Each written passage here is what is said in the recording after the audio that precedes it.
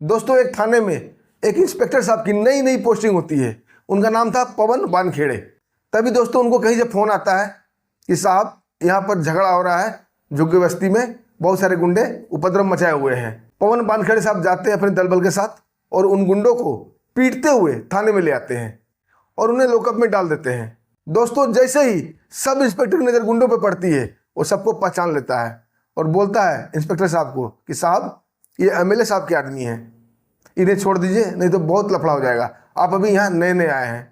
तभी दोस्तों एक वकील दौड़ता हुआ आता है और इंस्पेक्टर साहब को बोलता है मिस्टर इंस्पेक्टर ये लो इनके रिहाई का ऑर्डर और इन्हें छोड़ दो। दोस्तों वकील का तेवर देखकर इंस्पेक्टर साहब का भी तेवर हाई हो जाता है और सीधा अपना सर्विस रिवॉल्वर निकालते हैं और वकील के मुंह में ही डाल देते हैं और बोलते हैं अगर गंदी जुबान से इन गुंडों को रिहाई की बात की तो यहीं ठोक दूंगा और तुझे इस दुनिया से ही रिहा कर दूंगा। दोस्तों बड़ा मुश्किल से वो वकील वहां से जान बचाकर धमकी देता हुआ भाग जाता है। उसके बाद दोस्तों वो एमएलए दंदनाता हुआ अपने बॉडीगार्ड के साथ उस थाने में इंटर करता है। फिर जो होता है दोस्तों बड़ा ही गजब होता है। दोस्तों ये लड़ाई अब दो पार्टों में फंस गई थी। एक तरफ अकेला इंस्पेक्टर, ईमानदार इंस्पेक्टर अपने पूरे महकमे को ईमानदार बनाने की कोशिश में जुट जाता है और दूसरी तरफ नेता, मंत्री, एमएलए और साथ साथ पुलिस के बड़े बड़े अधिकारी जो घुसखोर थे उनके साथ। अब दोस्तों आइए पूरी कहानी जानते हैं विस्तार से कि होता क्या है। दोस्तों कहानी शुरू करने से पहले आप लोग का दिल से बहुत बहुत धन्यवाद। आप लोग हमारे वीडियो को काफ़ी मात्रा में लाइक करते हैं, सब्सक्राइब करते हैं। दोस्तों ऐसे ही अपना प्यार और आशीर्वाद हमारे ऊपर बनाए रखिएगा। हम आपके दोस्त, आपके भाई हैं। आइए दोस्तों चलते हैं कहानी की ओर। दोस्तों एक मुंबई का इलाका था जहां एक एमएलए की खूब चलती थी। जो मर्जी वो करता था, उसे रोकने वाला टोकने वाला कोई नहीं था। उस एरिया के अंतर्गत जो भी थाने आता था सब पुलिस वाले एमएलए की जी हुजूरी करने में लगे रहते थे। उस थाने का सिपाही से लेकर सब इंस्पेक्टर से लेकर डीएसपी तक सब लोग नेता की जी हुजूरी में लगे रहते थे। जनता की कोई भी कंप्लेन नहीं लिखी जाती थी। उस थाने में गुंडे को सजा नहीं दिया जाता था बल्कि उसकी खातिरदारी की जाती थी। तभी दोस्तों उस थाने में एक इंस्पेक्टर पवन वानखेड़े की पोस्टिंग होती है। पवन साहब नए नए उम्र के थे, नए यंग आदमी थे। उनके रगों में ईमानदारी का खून बहता था। उनके खून में रग रग में ईमानदारी बसी हुई थी। जैसे वो दोस्तों अपना पद संभालते हैं उसके बाद सिपाही से लेकर सब इंस्पेक्टर तक की फालिन करते हैं। आज सबको बताते हैं आज से थाना में ईमानदारी से काम होगा, रूल और रेगुलेशन के मुताबिक। दोस्तों उनका पदभार संभाल के अभी कुछ ही दिन हुए थे कि एक कॉल आता है उन्हें एक पत्रकार का कि साहब जल्दी से आ जाइए, बगल के झुग्गी बस्ती में कुछ गुंडों ने उपद्रव मचा रखा है, बिजली का कनेक्शन काट दिया है, पानी का पाइप तोड़ दिया है और ये बस्ती को खाली करा रहे हैं। दोस्तों पवन वानखेड़े साहब अपने दलबल को लेकर आनंद फानन में वहाँ पहुँचते हैं।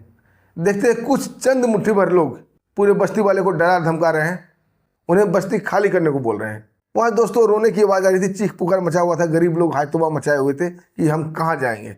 तभी दोस्तों पवन साहब उन सभी गुंडों को गिरफ्तार करते हैं और वहाँ बस्ती वाले को आश्वासन देते हैं कि जब तक मैं हूँ आप लोग को यहाँ से कोई नहीं हिला सकता। और उन गुंडों को वहाँ से घसीटते हुए पीटते हुए थाने लाते हैं और लाके लॉकअप में बंद कर देते हैं। जैसे ही उन गुंडों पर सब इंस्पेक्टर की नज़र पड़ती है वो बोलते हैं साहब आप अभी नए नए आए हो, आप इन्हें नहीं जानते हो, ये एमएलए के आदमी है, इन्हें छोड़ दो नहीं तो यहाँ पर बड़ा ही उपद्रव मच जाएगा।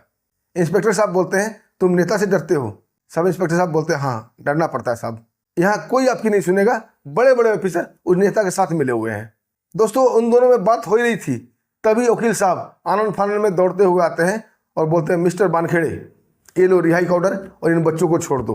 दोस्तों वकील साहब के मुंह से बच्चों शब्द सुनकर इंस्पेक्टर साहब का पारा एकदम गर्म हो जाता है और इंस्पेक्टर साहब वकील के चेहरे पर जोरदार थप्पड़ मारते हैं और बोलते हैं जिसे आप बच्चे कह रहे हैं आपको पता भी है इन्होंने क्या किया है?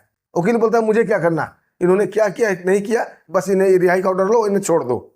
दोस्तों वकील साहब का ये तेवर देखकर इंस्पेक्टर साहब का तेवर हाई हो जाता है और गन निकालते हैं और वकील के मुंह में घुसा देते हैं और उसे बोलते हैं मुझे घुसखोर इंस्पेक्टर मत समझना, मैं बहुत ईमानदार टाइप का आदमी हूँ और मेरे खून में बहुत गर्मी है, कहो तो मैं तुम्हें ठोक के दिखा देता हूँ। दोस्तों इंस्पेक्टर साहब को तेवर देख वकील साहब बिल्कुल डर जाते हैं। अब इंस्पेक्टर साहब वकील साहब को हाथ पकड़ते हैं और उसे कस के मोड़ देते हैं। अब बोलते हैं तुमसे एक क्वेश्चन पूछता हूँ उसके बाद मैं तुम्हें छोड़ दूंगा। बोलते हैं अमिताभ बच्चन को जानते हो? बोला हाँ जानते हैं। बोले अमिताभ बच्चन की 10 फिल्म के नाम बताओ। वो 10 फिल्म के नाम बता देता है। बोला आलिया भट्ट को जानते हो? बोला हाँ जानते हैं। बोला उसकी शादी कब हुई थी? वो बता देता है। उसके बाद दोस्तों इंस्पेक्टर साहब का और गुस्सा हाई हो जाता है, ताबड़तोड़ थप्पड़ मारते उस वकील के मुंह पे। अब बोलते हैं तुम्हें अमिताभ बच्चन के बारे में पता है, आलिया भट्ट के बारे में पता है, लेकिन इन गुंडों के बारे में नहीं पता है कि इन्होंने क्या किया और तुम वकील बने फिरते हो। अगर अभी कभी यहाँ से नहीं भागे तो तुम्हें मैं शूट कर दूंगा। मैं बहुत सनकी टाइप का आदमी हूँ। दोस्तों इंस्पेक्टर का ये रौद्र रूप देखकर वकील साहब दुम दबा के वहाँ भाग जाते हैं, लेकिन थाने से बाहर निकलकर इंस्पेक्टर को धमकी देने लगते हैं, बोलते मैं तुम्हें देख लूंगा, मैं इस शहर का सबसे बड़ा वकील हूँ। यह सुनकर इंस्पेक्टर साहब जैसे ही बाहर आते हैं, वकील अपनी गाड़ी में बैठता है और भाग जाता है। तब तक दोस्तों झुग्गी बस्ती वाले की भीड़ थाने के बाहर काफ़ी जमा हो गई थी। इंस्पेक्टर साहब अपने सभी स्टाफ को वहाँ बुलाते हैं और भीड़ को संबोधित करके बोलते हैं कि भाइयों और बहनों, आज तक ये थाना नेताओं के लिए काम करता था, उनके इशारे पर काम करता था, लेकिन आज से और अभी से ये थाना आपकी सेवा करेगा, आम पब्लिक की सेवा करेगा, क्योंकि जनता ही जनार्दन है। आप लोग हम पर भरोसा कीजिए, हम आपके साथ हैं। दोस्तों वहाँ जो आम पब्लिक थी उसमें खुशी की लहर दौड़ जाती है, चलो कोई तो हमारे लिए आया है। तभी दोस्तों सनसनाते हुए 2 थार गाड़ी आके थाना के सामने लग जाती है। दोनों गाड़ी के फाटक खुलती है, उसमें से एमएलए साहब निकलते हैं।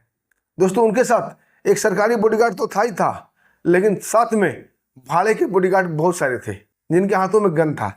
वो एमएलए साहब आते हैं और बानखड़े इंस्पेक्टर साहब के कंधे पर हाथ डालते हैं, बोलते हैं आओ मैं तुमसे कुछ बात करनी है। इंस्पेक्टर साहब उसे अपने रूम में ले जाते हैं, बोले हाँ बोलिए। नेता समझाने लगता है कि देखो इंस्पेक्टर, पुलिस का और नेता का चोली दामन का साथ होता है। हम तुम्हारे लिए काम करेंगे, तुम हमारे लिए काम करोगे। बोलो तुम्हें क्या चाहिए, पैसा, प्रमोशन, सब कुछ हम तुम्हें देंगे, बस तुम मेरे आदमी को छोड़ दो और हमारे कहे मुताबिक काम करो। इन भूखे नंगे पब्लिक के पीछे क्या पड़े हो, ये तुम्हें कुछ नहीं देंगे। दोस्तों इंस्पेक्टर साहब उन्हें समझाते हैं कि पेमेंट हमें सरकार देती है और वो पैसा इन भूखे नंगे जिसे बोल रहे हैं ना आप, इसी जनता का पैसा है और इसी की सेवा करने के लिए हमें पैसा मिलता है। हम कानून के मुताबिक चलेंगे, आप यहाँ से प्लीज़ रिक्वेस्ट है, आप चले जाइए।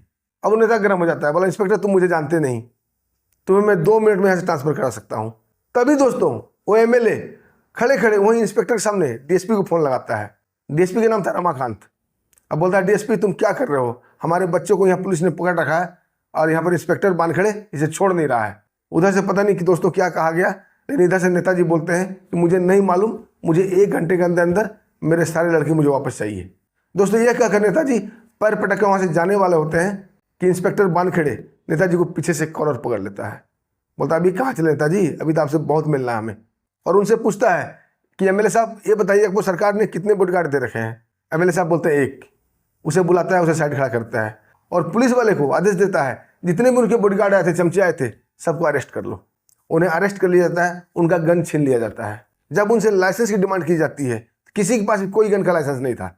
अब दोस्तों आर्म्स एक्ट के तहत इंस्पेक्टर साहब सभी गुंडों को फिर अंदर भर देते हैं, उनका गन भी जमा कर लिया जाता है। अब दोस्तों वो एमएलए उन्हें देख लेने की धमकी देते हुए अपनी गाड़ी स्टार्ट करता है और बिना बॉडीगार्ड का ही चला जाता है। दोस्तों उनके जाने के कुछ ही घंटों बाद डीएसपी साहब आते हैं, रमाकांत साहब, और आते ही डीएसपी साहब इंस्पेक्टर के ऊपर गर्म हो जाते हैं। बोलते हैं पवन ये क्या बचकाना हरकत तुम कर रहे हो, जिसे तुम पकड़े उसे जानते हो तुम कौन है ये। पवन साहब बोलते हैं साहब मुझे कोई लेना देना नहीं, कौन है, इन्होंने क्राइम किया है, मैंने पकड़ा है। डीएसपी रमाकांत उन्हें समझाते हैं कि बानखेड़े तुम अभी नए हो, इनके खिलाफ एक भी सबूत तुम्हें नहीं मिलेगा, कोई भी आदमी गवाही देने नहीं आएगा, भलाई इसी में कि इन्हें छोड़ दो। जब बानखेड़े छोड़ने के लिए तैयार नहीं होते हैं और जबरदस्ती अपने पद का दुरुपयोग करते हुए सभी गुंडों को छोड़ देते हैं। दोस्तों इस बात को देखकर पवन बानखेड़े बहुत शर्मिंदा होते हैं, उन्हें अपने आप पर बहुत गुस्सा आता है। वो अपने आप में फैसला करते हैं ऐसी नौकरी करने का क्या फ़ायदा, वर्दी में किस लिए पहना हूँ, वर्दी पहनने का क्या मतलब है।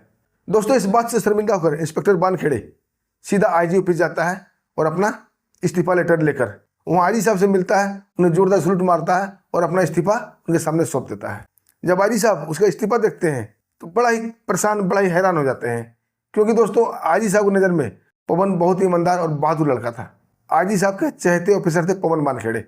दोस्तों आईजी साहब जैसे ही इस्तीफा देखते हैं बोलते पवन ये क्या बचकानी हरकत है, अभी तुम्हारी नौकरी शुरू हुई है और अभी से तुम घबरा गए, तुम एक पुलिस विभाग में भर्ती हुए हो और ऐसे पाला तो तुम्हें रोज पड़ता रहेगा नेताओं से, मंत्री से, पता नहीं किस किस से, और ऐसे ही घबरा कर नौकरी छोड़ते रहोगे तो पुलिस में तो कोई भर्ती नहीं होगा।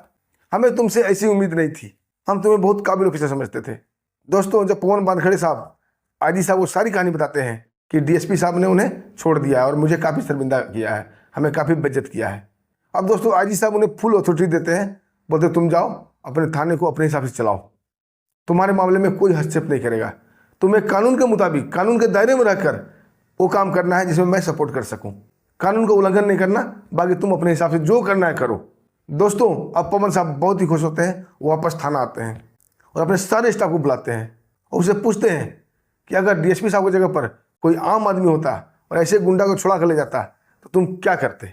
सब इंस्पेक्टर बोलता है साहब उसके ऊपर FIR दर्ज करता और उसे तत्काल गिरफ्तार करता और साथ साथ उन गुंडों को भी गिरफ्तार करता, फिर उसकी जमकर खातिरदारी करता। अब पवन साहब कहते हैं बस अब यही करना है, चलो अभियान शुरू करते हैं। और सबसे पहला शुरुआत करते हैं DSP से। दोस्तों अपने सूत्रों से पता करते हैं कि DSP साहब कहाँ पे हैं, कहाँ मिलेंगे, क्योंकि उन्होंने ऑफिस में फ़ोन लगाया था, ऑफिस में DSP साहब नहीं थे। दोस्तों उनका मुखबिर उन्हें खबर देता है कि DSP साहब उसी MLA के स्विमिंग पूल में नहा रहे हैं। वहाँ पर MLA के गुंडे भी हैं, MLA भी हैं और बहुत सारे लोग हैं, वहाँ उनकी कॉन्फ्रेंसिंग मीटिंग चल रही है। दोस्तों अब इंस्पेक्टर बानखेड़े, सब इंस्पेक्टर और पुलिस वाले पूरे दल बल के साथ पहुँच जाते हैं MLA के स्विमिंग पूल पे। दोस्तों इंस्पेक्टर पवन साहब अपने गाड़ी पर ही बैठे रहते हैं और सब इंस्पेक्टर पुलिस वाले को लेकर DSP के पास जाते हैं। DSP दोस्तों उनको देखते ही अकड़ते हुए बोलता है, अरे सब इंस्पेक्टर तुम यहाँ क्या कर रहे हो? बोला साहब मैं आपको गिरफ्तार करने आया हूँ, आपके खिलाफ मुकदमा दर्ज किया हुआ है, अभी आपको गिरफ्तार होना पड़ेगा। DSP साहब बड़ा ही रूप में बोलते हैं कि तुम्हारा दिमाग तो सही है, तुम मुझे गिरफ्तार करोगे, लो करके दिखाओ। दोस्तों वो सब इंस्पेक्टर आगे बढ़ता है, उनके हाथों में हथकड़ी डाल देता है। दोस्तों ये घटना देखकर वो नेता जो MLA था, वो उसके चमचे और जितने भी लोग नहा रहे थे स्विमिंग पूल में, उसके चमचे बेलचे दोस्तों भागने की कोशिश करते हैं, भागना ही चाहते हैं। तब तक इंस्पेक्टर बानखेड़े साहब पिस्टल उंगली में से घुमाते हुए वहाँ पहुँच जाते हैं और जोर से बोलते हैं जिसको जान बचानी है वो अरेस्ट हो जाओ, नहीं तो मैं शूट कर दूंगा। अब दोस्तों DSP को गिरफ्तार होते देख उनकी हिम्मत पूरी टूट गई थी। जो गुंडे को छुड़ाकर DSP साहब लाए थे वो सारे उधर ही नहा रहे थे और सारे के सारे अपने आप को पुलिस के हवाले कर देते हैं, क्योंकि अब वो कुछ इंस्पेक्टर पवन बानखेड़े को जानने लगे थे। वो जानते थे कि अगर भागा तो शूट कर देगा। अब दोस्तों DSP साहब के साथ साथ उन गुंडों की जुलूस निकालता हुआ इंस्पेक्टर बानखेड़े उन्हें लेकर थाने तक लाता है। दोस्तों आगे आगे DSP साहब, उसके पीछे गुंडे, उसके पीछे पूरी पब्लिक। DSP साहब दोस्तों काफ़ी शर्मिंदा होते हैं, उन्हें मिला के लोकअप पर ठूस दिया जाता है। अब DSP रमाकांत इंस्पेक्टर को बोलता है पवन हमें माफ़ कर दो, हमें छोड़ दो। पवन साहब बोलते हैं तुमने गुंडों वाली हरकत की है, इसलिए तुम्हें गुंडे की लाइन में खड़ा किया गया है और लॉकअप में डाला गया है, तुम्हें मैं नहीं छोड़ सकता। अब जो खातिरदारी गुंडे किया जाएगा वही खातिरदारी तुम्हारी भी होगी। दोस्तों DSP साहब बहुत कसमें खाते हैं, बहुत मिन्नतें करते हैं कि मैं अब ऐसी हरकत नहीं करूँगा, मुझे एक बार माफ़ कर दो, मैं ईमानदारी से अपनी ड्यूटी करूँगा। पवन साहब बोलते हैं DSP साहब को कि आप कसमें खाओ कि आप हमारा साथ दोगे और उस नेता के खिलाफ मैं एक अभियान चलाऊँगा, उस अभियान में आप हमारे साथ रहोगे। दोस्तों DSP साहब ये वचन देते हैं, फिर बानखेड़े साहब DSP को लॉकअप से बाहर निकाल देते हैं। उसके बाद सभी पुलिस वाले को बुलाते हैं और उन गुंडों की जमकर खातिरदारी की जाती है लॉकअप के अंदर। उन्हें डंडों से बुरी तरह से पीटा जाता है। उसके बाद उन सब का चालान होता है और उन्हें जेल पहुंचा दिया जाता है। अब दोस्तों वो MLA इंस्पेक्टर के खिलाफ साजिश रचने लगता है, कैसे इसे कुछ नुकसान पहुंचाया जाए। तब तक दोस्तों इंस्पेक्टर साहब वो झुग्गी बस्ती में पहुँचते हैं और सभी लोगों को इकट्ठा करते हैं और उनको संबोधित करते हुए बोलते हैं कि तुम लोग को न्याय दिलाने के लिए हमने MLA से पंगा लिया है, अगर तुम लोग पीछे हट जाओगे फिर कोई भी तुम्हें न्याय नहीं दिला पाएगा। दोस्तों सभी झुग्गी बस्ती वाले आते हैं, बोला साहब आप जो कहेंगे मैं वो करने के लिए तैयार हूँ। इंस्पेक्टर साहब उसे समझाते हैं कि तुम लोग इस नेता के खिलाफ सड़क पर उतरो, जब तक तुम डर के रहोगे तब तक लोग तुम्हें डराते रहेंगे और एक दिन ऐसा आएगा कि झुग्गी बस्ती तुम्हें खाली करके जाना पड़ेगा, तुम बेघर हो जाओगे। दोस्तों आम पब्लिक को बात समझ में आती है। अब उस MLA के खिलाफ वो रोड पर प्रोटेस्ट करने लगते हैं। दोस्तों ये प्रोटेस्ट बहुत लंबा चलता है, दिन पर दिन इनकी संख्या बढ़ती जाती है। दोस्तों मीडिया में, अखबार में, TV चैनलों पर सब दिखाया जाने लगता है। अब दोस्तों ये देखकर विपक्ष वाले भी हंगामा शुरू कर देते हैं कि सत्ता पक्ष के लोग घुसखोर हैं, वो लोग गलत काम कर रहे हैं। अब दोस्तों विपक्ष भी धरना प्रदर्शन शुरू कर देता है। दोस्तों मुख्यमंत्री को अपनी कुर्सी हिलती हुई नजर आती है। वो आनंद फानंद में एक प्रेस कॉन्फ्रेंस बुलाता है और घोषणा करता है कि मैंने उस MLA को अपने पार्टी से निष्कासित कर दिया है, उसका MLA का जो पोस्ट था उसे रद्द कर दिया गया है। अब दोस्तों वो MLA आम पब्लिक बन जाता है, आम आदमी बन जाता है, उसके सारे पावर सीज कर दिया जाता है, उसे बॉडीगार्ड वापस ले लिया जाता है। अब दोस्तों इंस्पेक्टर साहब उस झुग्गी बस्ती में जाते हैं और बोलते हैं MLA ने तुम लोग को जितना कष्ट दिया है, जितना तुम लोग को सताया है, तुम लोग बारी बारी से कंप्लेन लिखाओ ताकि मैं उस MLA को गिरफ्तार कर सकूं। अब दोस्तों उस MLA के खिलाफ बहुत सारे लोग कंप्लेन लिखाते हैं। इंस्पेक्टर, DSP और सब इंस्पेक्टर सब मिलकर दोस्तों उसके हर ठिकाने पर रेड डालते हैं, उसके हर गलत धंधे को बंद कर देते हैं और अंततः MLA को भी गिरफ्तार करके जेल भेज दिया जाता है। दोस्तों ये होती है ईमानदारी की पावर। एक ईमानदार इंस्पेक्टर ने पूरे महकमे को बदल दिया। दोस्तों ऐसे देशभक्त ईमानदार पुलिस इंस्पेक्टर को मैं सैल्यूट करता हूं। दोस्तों आप लोग से भी अपील करता हूं कि इनके लिए एक छोटा सा कमेंट जरूर करना। वीडियो अच्छी लगी तो लाइक करना, सब्सक्राइब करना फिर मिलते हैं दोस्तों एक बहुत बेहतरीन कहानी लेकर, तब तक के लिए मैं आज्ञा दीजिए। नमस्कार, जय हिंद।